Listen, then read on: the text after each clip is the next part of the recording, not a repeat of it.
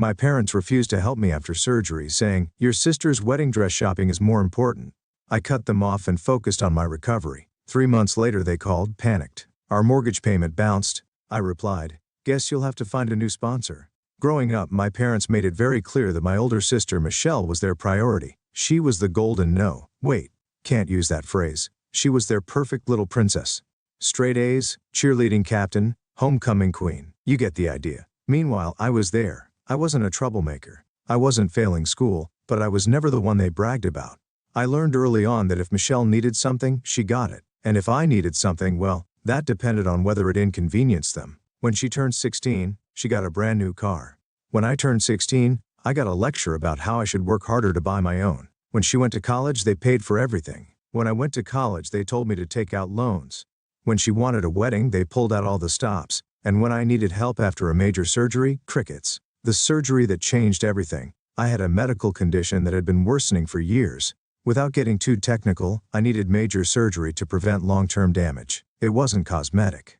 It wasn't optional, it was necessary. I scheduled it months in advance, making sure to let my parents know so they could be there to help. I wasn't expecting them to drop everything, but I thought, naively, that they'd at least check in, maybe stay a few days while I recovered. Nope. A week before my surgery, I got a call from my mom. "Mom, hey honey, so your sister just scheduled her wedding dress shopping for the same week as your surgery. You understand if we can't make it, right? This is a once-in-a-lifetime thing for her." I thought she was joking. "Me, Mom, I won't even be able to walk properly for weeks. I need someone to help me." "Mom, sweetheart, Michelle needs us right now.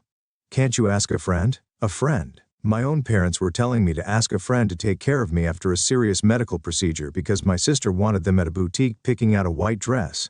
Fine, I'll do it myself. I wasn't about to beg. A close friend of mine, Jake, stepped up. He drove me to the hospital, stayed with me during the worst nights, and made sure I had everything I needed. He helped me to the bathroom when I couldn't even stand on my own, made my meals, and reminded me to take my medication. My parents? Radio silence. Well, not completely silent. I got a few texts, mostly from my mom, saying things like, "Hope you're feeling okay," and "Michelle found the perfect dress." It's so elegant, my dad didn't even bother to check in. Not once. I was angry, but I was also just done. For years, I had tried to earn their approval, but this was the final nail in the coffin. When I could finally move around on my own, I made a decision. I was cutting them off. The wake-up call. 3 months passed. I was back on my feet, back to work, and finally feeling like myself again. I hadn't spoken to my parents in weeks, and honestly it felt good, peaceful. Then, out of the blue, my phone rang. It was my mom. I almost let it go to voicemail. Almost. "Me, hello? Mom, oh thank God you answered. Me, what's wrong?" "Mom, the mortgage payment bounced." There it was. See, what my parents had never acknowledged, because it would have required giving me credit for something, was that I had been covering a lot of their financial problems for years. I had helped with bills, loaned them money, and even paid off a chunk of their mortgage once when they were on the verge of losing the house. But after they abandoned me when I needed them most, I stopped. And now, they were screwed. Me, that sounds rough. "Mom, sweetheart, we didn't realize how tight things were. If we miss another payment, we could lose the house." Not we, they. "Mom, can you transfer some money today?" I took a deep breath. This was the moment. Me, no. "Mom, what?" Me, I said no. "I can't help you." "Mom, but me, I had surgery, Mom. You knew I needed you and you left me alone. You told me to ask a friend. So now I'm telling you the same thing. Ask a friend." Silence. "Mom, it's different.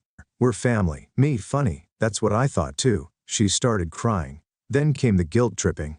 We did our best and we were just trying to be there for Michelle. And you're being so cold." I didn't budge. Me, "Guess you'll have to find a new sponsor." And then I hung up. For a while I thought that was the end of it. I thought I had walked away, finally free from the weight of my parents' neglect. But life has a way of dragging you back into the mess, whether you want it or not. The first sign that things weren't over came a few weeks later when I ran into an old family friend, Mrs. Alvarez, the neighbor who had known us since we were kids. She waved me over at the grocery store, her face tight with concern. "Mrs. Alvarez, I heard about what happened. Your parents are saying some awful things about you." I sighed, already knowing where this was going. Me, "Let me guess, they're the victims?" "Mrs. Alvarez, they're telling everyone you abandoned them in their time of need.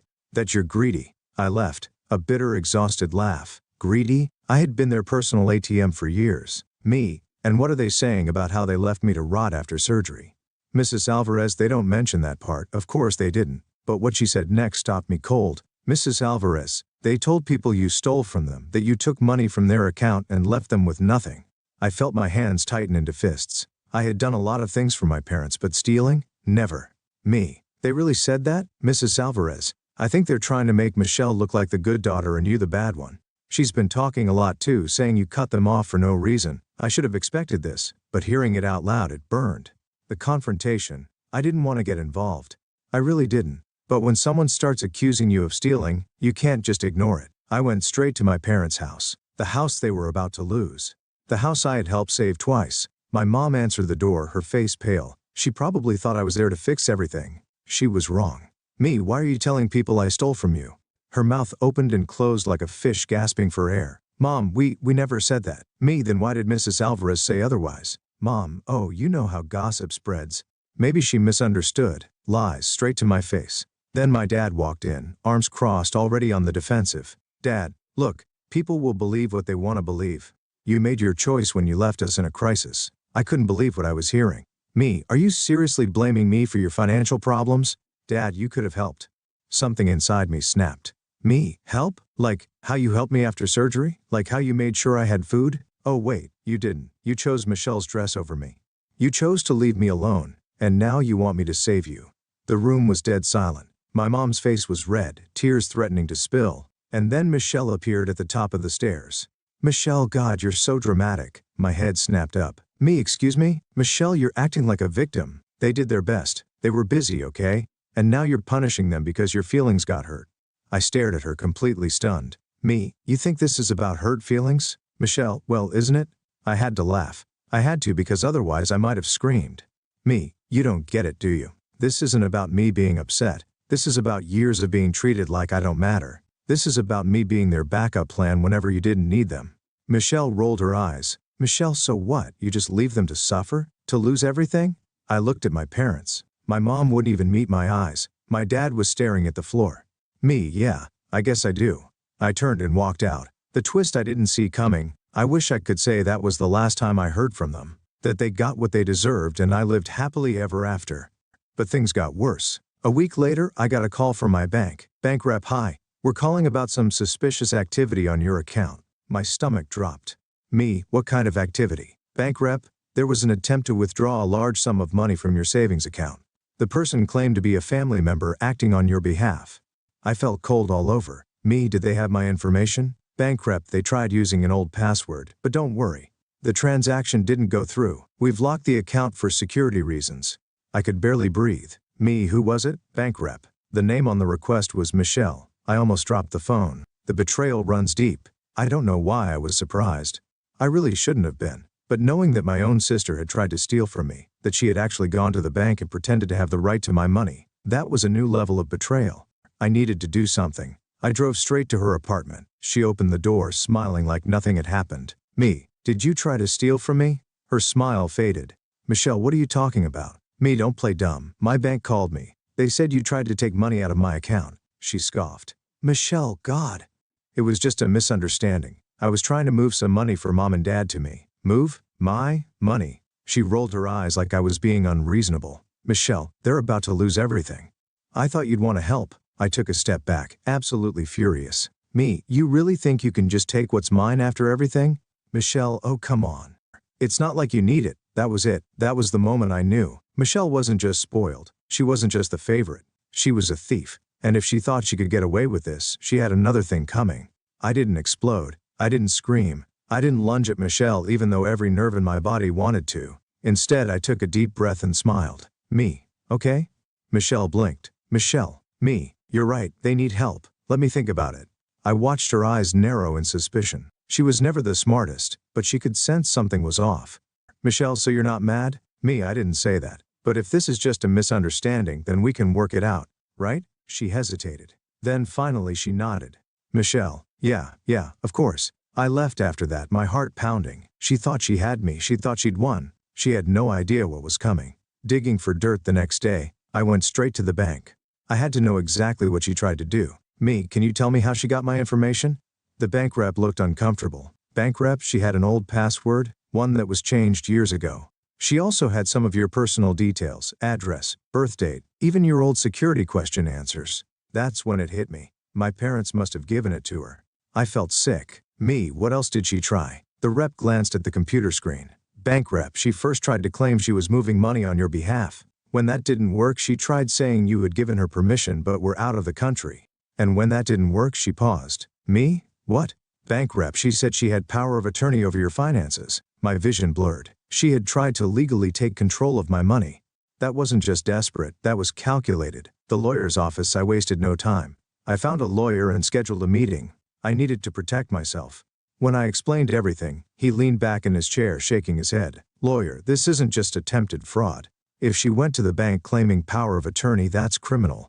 Me, so what do I do? He folded his hands. Lawyer, you could press charges. I hadn't planned on that. I just wanted to keep my money safe. But now I was thinking bigger. The fake apology. 2 days later, my mom called. Mom, sweetheart, Michelle told me everything. She's so sorry. She just got caught up in the stress. You know how she is. I stayed silent. Mom, look, let's not let this tear our family apart. She made a mistake. She loves you. I nearly laughed. Me, funny, because she hasn't apologized to me. Mom, she's embarrassed. Just come to dinner. Let's talk. I knew this wasn't about making things right. They were scared. They knew I could take legal action. And they wanted to talk me out of it, so I agreed. But I wasn't going alone. The ambush, I brought Jake, my best friend, the one who had taken care of me after surgery, and I also brought my lawyer. The second I walked into my parents' house, I knew it was a setup. Michelle was sitting at the table, dabbing at her eyes with a tissue. My dad stood with his arms crossed, looking tired and defeated. My mom rushed over, pulling me into a hug I didn't return. Mom, oh honey, I'm so glad you're here. Me, cut the act. Her smile froze. I pulled out a folder and set it on the table. Me, Michelle, do you want to explain why you tried to commit fraud? She went pale. Michelle, I didn't. Me, the bank recorded everything. I have the reports. You claimed you had power of attorney. You tried to take my money. That's fraud. She looked at my parents, desperate for backup, but they were just as frozen. Dad, now hold on. There's no need to get lawyers involved. My lawyer cleared his throat. Lawyer, actually there is. Your daughter committed a crime. Michelle slammed her hands on the table. Michelle, you can't do this to family. I leaned in. Me, you already did. And for the first time, Michelle looked truly afraid. The real secret. Then my dad said something that changed everything. Dad, look, we'll fix this. But if you press charges, you'll regret it. I frowned. Me, is that a threat? Dad, it's the truth. If you go after Michelle, you'll destroy everything. There was something in his voice, something that made my skin crawl. My mom shifted nervously. Mom, just let it go. Please. You don't know everything. I crossed my arms. Me, then tell me. They exchanged a glance, and then my dad muttered something under his breath. So quietly, I almost missed it.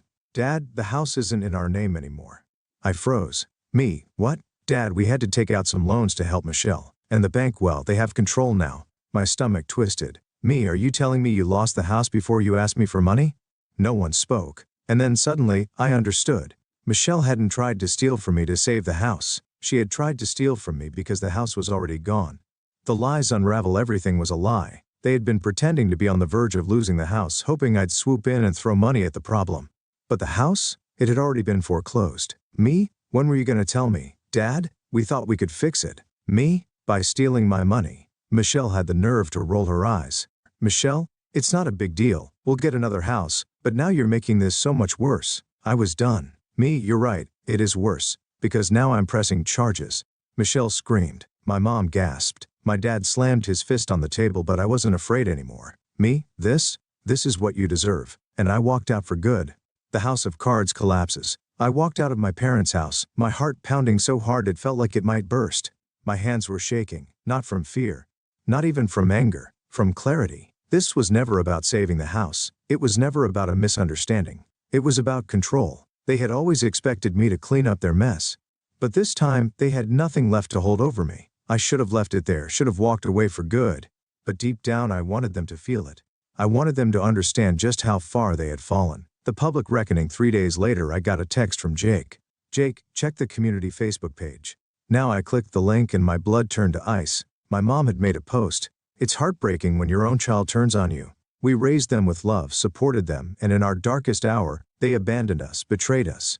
And now they want to send their own sister to jail over a mistake. We don't know where we went wrong, but please, if you have a heart, pray for us. The comment section was already on fire. Oh my God, I can't believe your own kid would do that. Some people are just ungrateful. Michelle doesn't deserve this. She was just trying to help her family. I was shaking with rage. They were trying to turn the entire town against me. Jake called. Jake, what are you gonna do? I exhaled slowly. Me, I'm gonna end this. The final confrontation, I drove straight to my parents' house. By the time I got there, a few neighbors were standing on their lawns, whispering. Word traveled fast. I didn't bother knocking. I walked right in. They were all there. My mom sitting on the couch, looking like some grieving saint. My dad, standing near the fireplace with his arms crossed. And Michelle flipping through her phone, probably basking in the attention. They all looked up when they saw me. Mom, oh look who finally decided to come home. I held up my phone, shaking it in the air. Me, what the hell is this? She sighed dramatically. Mom, we just wanted people to know the truth. Me, the truth? You mean the lie you posted? The one where you conveniently left out the part where Michelle committed fraud? Michelle rolled her eyes. Michelle, God, why are you so obsessed with this? I turned to her stunned. Me, you stole from me. You lied. And now you're acting like I'm the problem. Michelle, it was a mistake. Me, no. A mistake is sending a text to the wrong person. A mistake is forgetting an appointment. You knowingly tried to take my money. You tried to screw me over and now you're playing the victim. Michelle stood up, crossing her arms. Michelle, okay, and what? You're gonna ruin my life over it. I laughed coldly. Me, you ruined your own life. My dad, who had been silent this whole time, finally spoke.